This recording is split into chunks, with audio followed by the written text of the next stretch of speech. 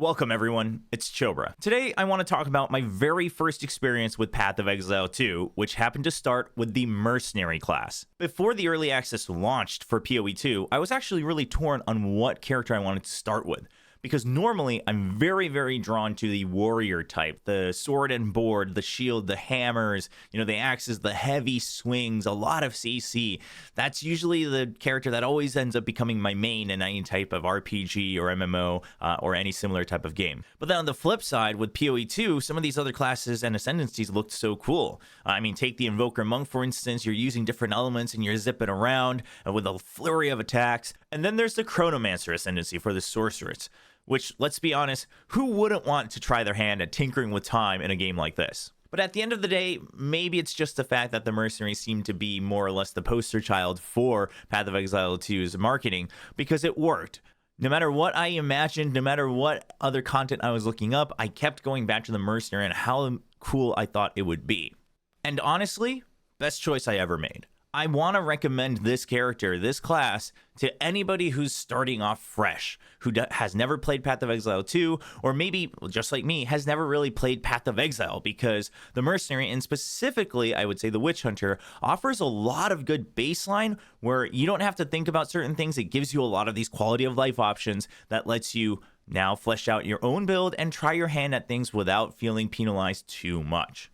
Before I introduce more of the actual character, one thing that every new player is going to have to realize is that your weapon is not tied to your class. Path of Exile works in a way where it's all stat-based. So if you build up enough int, right, you can use wands and certain staves and spells. If you build up enough strength, you can use the maces and the warrior weapons and things like that. So while, yes, it's marketed with the crossbow, that is the default weapon you start with, and I'll be honest, I was drawn to the crossbow as well.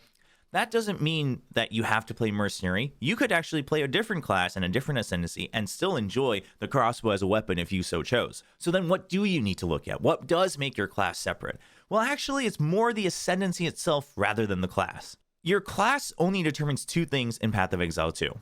One, where you start on the passive skill tree. And I'm just going to go ahead and say, if you're relatively new, don't worry too much about that. Don't worry too much about starting exactly where you want to be. What you should be concerned about is the second part that the class chooses for you, which is your ascendancies. Now you're locked into a choice of one out of two options, and later on it's going to actually expand into three different options.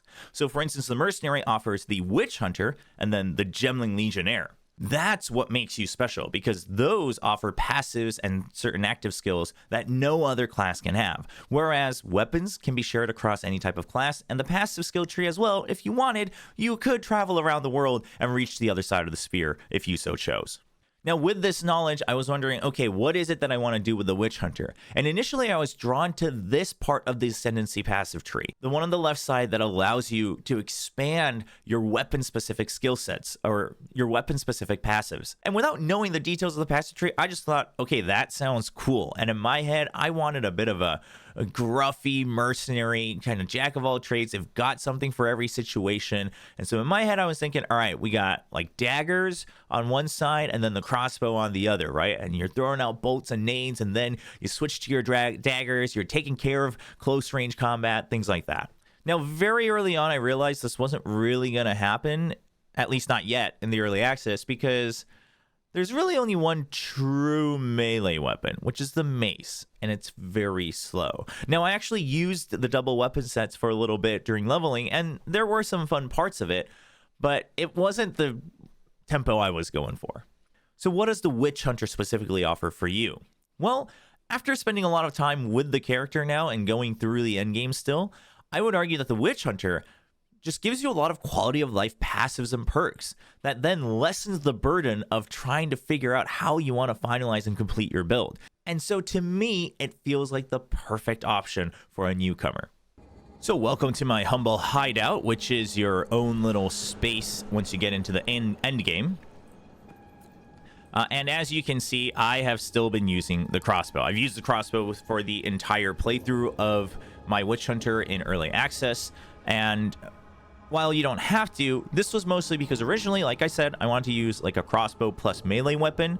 Now, I want to make it clear, I have been enjoying using the mace on my warrior. I actually like the weightiness of it. I know there's a lot of criticism about the speed and the tempo and whatnot, and I get what people are saying as I'm leveling up my warrior, but personally, I still like the design of it. I do.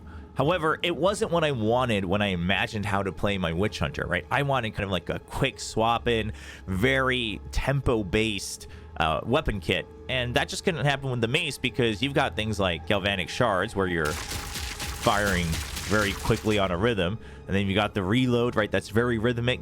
You got the little click, but then you switch to the mace and suddenly like boom, boom, and then you come back to the crossbow. So I just didn't like the tempo of it, and also I just couldn't really figure out with the mace skills what I wanted from it, right? How I wanted to combo those two together. So that's something we'll revisit when more weapons come out. But for now, as you just saw, this is the primary skill that I'm using, and most people seem to be using now for the crossbow if you're going especially with the mercenary. But you've got like electric shotguns, you've got regular shotguns, you've got long range shots, reload, you've got explosive shots, you've got grenades, you've got ice, you have everything, right? I mean, the crossbow and the mercenary, it really feels like they're just built to be a jack of all trades. You're ready for anything. You can really just sub skills in and out, and you'll still be able to at least find your way through. It may not always be the strongest, but you don't have to worry too much that you've kind of that you have to dig deep to figure out a solution, right? There's a very kind of low-hanging fruit, surface level solution that you can start with, and then you can start to get creative. So let's dive into a map just so you see a bit more gameplay, and as things come up, let me just share with you again why I enjoy the mercenary and why I would recommend it for any new players. Let's see. Let's go to a bright one. Now, there's a lot of dark maps in the game, which hopefully we get more maps like this that are a bit more colorful, a bit more bright, different biomes, things like that. I would very much look forward to that. So you got things like ice walls that you can break, and then you can have the explosive shot for AoE that ignites them as well. But for the, in the end game, you choose basically a skill that's kind of going to be your main mapping tool, right? The thing that's basically doing decent AoE and getting rid of large groups. And for me, it's going to be this galvanic shard. Now, it's almost a problem because I kind of need them to be grouped up so we can proc that AoE. That little white circle that pops up is from our Ascendancy. That thing. So when there's single targets left, it's almost better to switch to something else. So whether it's the snipe or whether it's just the close range shotgun. Because I've set up my galvanic shards right now in a way where it's bouncing off of different enemies. And then I've got the Herald of Thunder, which sends out extra AoE lightning beams once they're shocked, things like that. Just get rid of these floating orbs. The way I've been enjoying playing the Witch Hunter is basically, this guy who's kind of isn't afraid to go up in your face. And he kind of switches to the tools at hand. So, for instance, that glacial wall, obviously here I'm not really in too much danger since we're on a lower level map.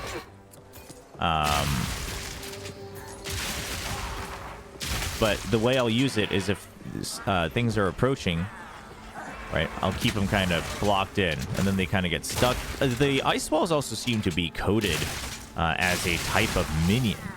And so they actually end up dragging aggro unless they've been broken right away, right? So larger monsters can actually just kind of push through it and break them. They'll still take the ice damage, so sometimes they're like walking through it right as they get frozen and things like that. But that's a good way to use it. Obviously, the combo is that you can do this and then you can break it yourself with the shotgun to do bigger AoE explosive ice damage. If it freezes them, your shotgun does more damage, things like that. There's a lot of combos. This game's skills are all based around combos. And I think while, you can have your choice of, well, I still want to make it as simple as possible where it's kind of automated, and that's cool. I respect that. But if you want to imagine, or if you want to experience what the game imagined to be offering you, I would definitely read through the descriptions and kind of tinker with different options and see how that interaction at least works so you know what's available to you. So this skill, normally it actually only fires once. Right? That's another one that isn't really in your face, but it's just a normal sniper shot. Does a lot of damage. It actually doesn't fire 2 in a row either. It's only 1. I've adjusted that. So, where is it? Yeah, double barrel, which by default, you kind of imagine to put that on your shotgun. Oh, I'm getting lucky here with my passives that sometimes doesn't use a bolt, but generally, you would shoot once, reload. But if you add in, double barrel plus scatter shot, now I'm firing 6 shots before I have to reload. Now, there's a bit of a damage penalty and things like that, but these are ways that you can tinker. I'm actually not set entirely on if I want to keep it that way. That's an adjustment I had made just like 12 hours ago.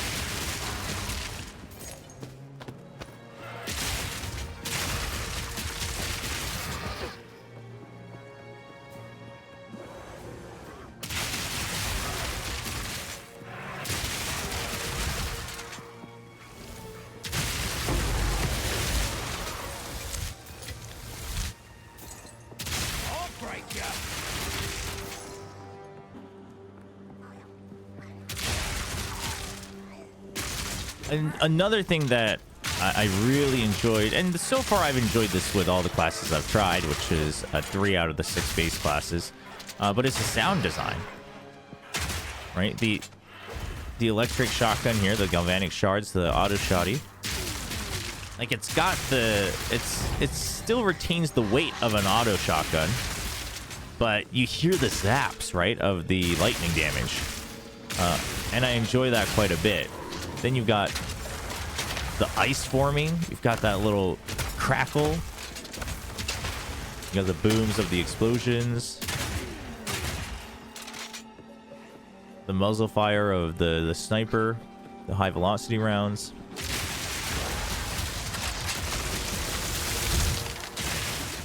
Well, that would have been a tragic way to end this video. It's just getting blasted by 6 different ice explosions.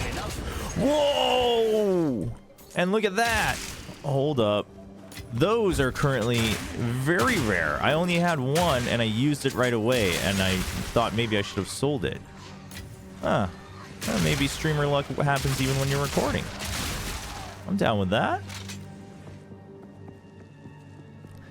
So since we got excited about it, those are the orbs, the currency that lets you expand your support slots for your skills. So it gives you a lot more freedom and obviously makes each skill much more powerful. It's just that currently there must be something kind of tricky with the drop rates where people are getting the final one that unlocks the last slot a lot more often than they are getting the one that unlocks the 5th one, which is the greater.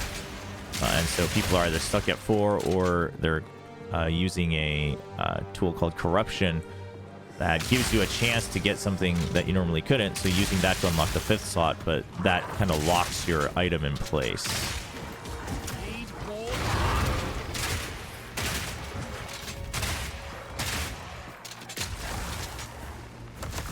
Yeah, so they start going up to the ice wall like that, and then they can freeze up. But the graphics are great too, like when they freeze up, they just turn into these ice statues. Overall, I will say, I actually think if you're a newcomer, and I'll say this right now since we've thought about it, is that if you're a newcomer, don't worry too much about builds. Like, either choose just an online build that you saw that you enjoy if you're too concerned about builds, or you know yourself like me, like maybe you'll get carried away too much. But also, we'll go through the passive tree here in a second, is that it's pretty forgiving in the beginning part of the tree, so you can get away with just enjoying what the game has to offer on the surface at the start, and then going through with it. Okay, so let's take a look at the passive tree very quickly. Now, initially, I thought I was going to go full damage. So my very initial plan was I wanted to go Weapon Master, right? And then I would get Culling Strike, which allows you to basically eliminate them after a certain threshold. And it's great. This is great for mapping as well, because normal enemies, it's at 30% or below. So it just happens. If you're not one-shotting them, you're absolutely two-shotting them. but even 20% for magic, like that just speeds things up a lot. And then that increases your chances of getting this, which is Zealous Inquisition, right? Oh, how do I pin these? Here we go. So this one plus the Culling Strike, they kind of go hand in hand. So you're eliminating them a lot faster, which basically kind of brings you a better chance, so to speak, just by quantity, of getting the explosion, and then they start to chain with each other. Now, initially, I tried Decimating Strike as well. Now, this gives you basically a roll of the dice. You either take out 5 or all the way up to 30% of the enemy's life on the first hit. Now, this applies to everyone. So again, once you get these two, like if you get these 3, which is what I ran for a while after getting my 3rd Ascendancy, you're mapping like crazy fast, right? Because sometimes, like even the rares and stuff, you get the 30% hit right off the bat. You know, a couple more hits, now they're below. At 10%, they explode. Everything else around them explodes, and it chains together, and it starts to go through. So it's great. Now, initially, so the plan was I'll get Culling Strike, I'll get Decimating Strike, and then I would get Weapon Master. That was my initial imagination, and then I would have fun within the passive tree. And because I had 2 weapon sets, you know, that's where I would get creative. Now, like I said, the maces weren't what I wanted, so I'm going to wait for a different melee weapon. So I thought, okay, well, let's stick with this. This is pretty straightforward. It makes my life a lot easier, and then let's see where else we can go. And I thought, okay, maybe we'll get Sorcery Ward. Maybe we'll get Witchbane. Witchbane basically gives you a chance to slow down cooldowns for enemies, so they use their attacks and spells a lot less often. And then once you get all the way through, you can actually do more damage based on how much cooldown you've eliminated from them. But then I would have to invest all the way in there. So I thought, well, this, you know, it should make my life easier. It's kind of a defensive tool. Both of these are defensive tools, whereas Sorcery Ward is a spell, a passive spell that basically is a spell shield, right? So it will take care of any elemental damage you would take beforehand. Now, as we were going through the game, I thought I was having a little bit of trouble with my defenses and like the whole elemental resists and all of that, and matching everything together. And so I decided, wait, why not try Sorcery Ward? Because ever since the beginning, I wanted to take Iron Reflexes as part of my build, just because, again, I wanted kind of this gruffy guy that was up in your face using whatever tools he had. So instead of taking any evasion, just add all that evasion onto armor. Now, there's a whole discussion about why armor is bad in Path of Exile 2, and I totally agree, but still, in concept, it was a cool idea. And so I haven't given up on it yet. And so, okay, well, if I'm going to get a lot of armor, but I can't avoid anything, well, let's just have this take care of the elemental damage for me. And then I realized, okay, if I get strong enough, the initial 30%, I mean, yeah, it's kind of fun. I love RNG in my games. I actually do. You know, I love rolling the dice, but if I get strong enough, that shouldn't be the make or break deal. You know, maybe on some endgame bosses, but even then, it's not guaranteed. So the plan is once I get my 4th Ascendancy, I'll just make this Sorcery Ward better, and that'll actually cover up some of the armor and evasion I would lose from getting the Sorcery Ward in the beginning, because you get 15% and 50% here. So you're really only losing 20% instead of 50. So that's the idea. That's what I'm working with. And everything else, listen, we've tweaked this tree so many times. Like initially, right, I was trying to creep into the warrior side of things with mace skills and a lot of strength built up. Then I realized that's not what I want to do. So I was going to think about a crit build, which I would not recommend early on, because crit in this game, it's not like a base stat. It works off of your weapon, and then anything that says here like extra 10%, you know, these are all kind of your base chance, so it doesn't go up by that much until the very end game when you can stack it all together. And initially I was playing with grenades a lot too, because you've got this here, right? Repeating explosive. Grenades have 15% chance to activate a second time. Again, a little bit of RNG. You see the pattern here. That's what I enjoy. I found something that gives me this RNG kind of jackpot. And I'm thinking, ooh, all right, yeah, I'll throw some nades, and maybe sometimes we'll get this like chain reaction of all of them going off twice, and that's cool. And it did happen quite a few times when I was playing through the campaign. And then on top of that, you find out, oh, I can reduce the fuse duration, so it's a lot quicker. So what you're noticing here is basically that you want to find either these, I think they're called keystone passives, or notable passives that kind of make your build special, right? Or something that really changes your quality of life. So whether it's, 40% increased reload speed, that cuts it down a lot. Or again, something like this, where, the grenades might go off a second time. That's very cool. What else could there be? Oh, so something that I'm revolving around right now is actually increased damage every time you're rotating through your ammunition. So for mobs, it doesn't really matter, but for bosses, I'm going to be trying to cycle as much as possible to upkeep, 100% extra damage. Things like that. So my personal recommendation for any class, I would say for a new player, because again, I'm new to Path of Exile as well, and this is like, I don't know, my 7th or 8th iteration. I'm probably like my 3rd or 4th already in the end game, and I'm not even close to being finished yet. Is that in the very beginning, you start here, and they do a pretty good job of kind of guiding you to your limited choices, right? So in the very beginning, you have one of two. You choose one, you have one of three. And then, you choose one, you kind of just follow that path, and then it branches again. Just take it step by step. Don't get too far ahead, because unless you're looking at build guides or unless you've played a little bit and now understand how like weapon works and how certain stats work with each other and what support gems are available, it's going to be very hard for you to imagine. You're going to spend so much time just trying to imagine things just like I did, and that's going to feel overwhelming for most of you. So just take things one at a time. Oh, my camera's back. So just take things one at a time. In the very beginning, do you want defense or offense? All right. Most people, by the way, will argue that in the campaign, you like almost always want to start with offense. I haven't actually tested that, the other side of it, but that makes sense, right? Generally, things are designed to kill you right off the bat. And then you choose, like, do you want attack speed or do you want more damage? Now, you could go stats, but again, stats, maybe a little bit more once you understand, because this is just like, you know what you're getting. You're like, oh, I'm getting stronger. Cool, I'm doing more damage. And then you go through, basically look at one branch at a time. Follow through. That way you don't have to worry every single level of, oh, where do I go from here?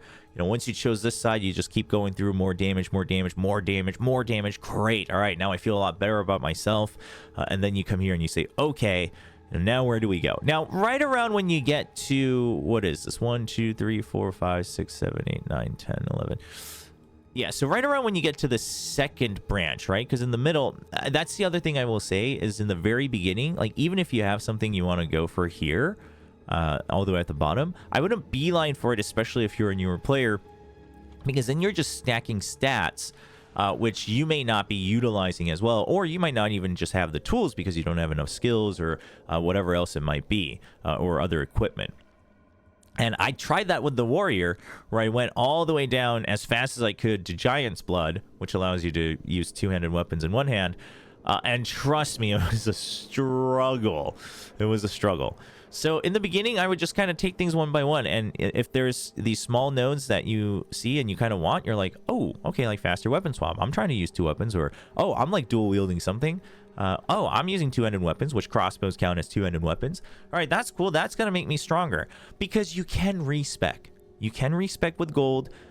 Even in the end game, they've balanced it. They've patched it, so now it's a lot easier. It's a lot more manageable. I've respec'd like 3 times in the end game, and I'm not even like hardcore farming, although I am picking up, most things that I would sell off for gold anyway to the merchants.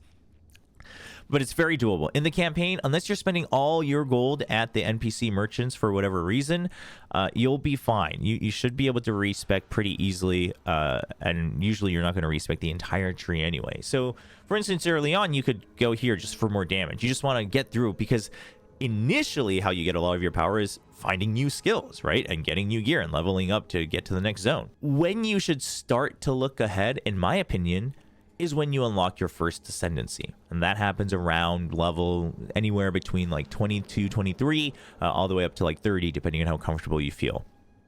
So once you reach that point, okay, now you see how you're going to become special. And even the ascendancy, sometimes you have to pick one before the other, just because it's going to get you, that's going to be the power spike for the time being. Once you get that, that starts to determine, all right, this is me now. That's my color. And then I would say, look ahead to the 3rd or 4th branches and say, all right, what notables, right? Or what keystones do I want? What's going to make me special? Like life leech. That sounds cool. It's instant, not over time. So now I'm just getting straight up life steal, but I can't use flasks anymore. Okay, so that means I have to now plan around that. I'm not saying beeline for it, but then you can start to imagine, okay, so I probably want like more life leech. I would like to use more life leech. So then you search for life leech and you say, okay, generally there's some here, there's a cluster here, there's here and here. So looks like heavily I want to go in this direction and a little bit of branching off here, right? Or let's say again, you're going for like grenades. Ooh, wow. Okay, we've got a big cluster here. Gives me more uses per cooldown, and this one makes them go off faster. This one they go off 2 at a time. This is pretty straightforward. Okay, I want to come down here and then I can choose which cluster to go for first, but then you take it step by step. So generally what I've felt is if you're a newcomer like me, in the beginning, just take whatever instant power spike you want, right? It's just stacking on bit by bit just to get through the campaign, because you're going to be experiencing a lot of new things. You're going to be picking up a lot of new items, a lot of new skills, new support gems. Those all make a big difference. So there's plenty to get excited about without having to worry about the passive tree. Once you get that first ascendancy, I'm not saying build out something entirely new, but just look around the general direction you've started in, right? And say, okay, you know, what do I want? What's cool here? And then you'll probably do another revision once you get to the cruel campaign, and then you'll probably have a much better idea of where you want to go in the end game. So kind of take it step by step. There's plenty to enjoy. But for me, I used to go down this middle path and just go very, very straightforward as the game kind of guides you. But since then, I have kind of branched out this way, where right now it is based off of kind of stacking ailments like shock and then bleed and ignite, and then getting the damage buff from that to expedite damage. And then eventually I'm going to start wrapping things up with crit nodes so that the high velocity rounds do a lot of burst when they hit those crits. So that's just the vision I'm going for. Is it going to be a top build? Probably not. Am I having fun? Yes. Do I feel that it's fair so far, that I can still, you know, enjoy the game without feeling like I'm falling too behind? Yes, I would say so. So who should play Witch Hunter?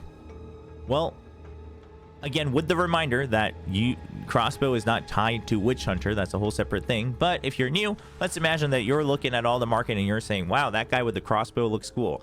Well, let me tell you, if you like games like Enter the Gungeon, the crossbow is for you, right? If you don't mind having to reload in between, and in fact, you kind of enjoy the rhythm of it, right? And maybe during that reload, you swap to a different bull, and then you have synergy with that, and then you explode them, and then they're, you know, dazed or stunned or whatever, and then you blast them with a sniper. That's for you. If you like twin stick shooter type games, this is for you. And also, if you just want a class that kind of does a lot of things for you, it gives you a lot of passes that you don't have to worry about. It kind of gives you this baseline strength so you can explore and learn the game. Witch Hunter, specifically from the Mercenary class, this class is for you. So those are my thoughts on my very first character of Path of Exile 2. I'm currently leveling a Titan under the Warrior class and also a Chronomancer under the Sorcerer's class, because I want to get a feel for how these classes work for newcomers, and also what type of newcomers would enjoy them. So we'll cover each class as we go, all through the 12 ascendancies available in early access so far. But for now, this is the Witch Hunter. If you'd like to know more about how I'm enjoying playing this character and class, you can join us on the live stream. I'll put down a link to the max roll page for my build as well. I try to update it each week just with tweaks that I've made. And so you'll kind of see where I'm going with it, and maybe you'll copy it and enjoy it as well, or so I would hope. Well, that's going to be it for this one. Hope you guys enjoyed this food for thought, especially if you are kind of looking for the feel of the game, looking for a feel of the classes, just trying to wrap your head around what you might enjoy from Path of Exile 2. Well, my recommendation, start with the Witch Hunter like I did, and hopefully you'll fall in love just as much as I did.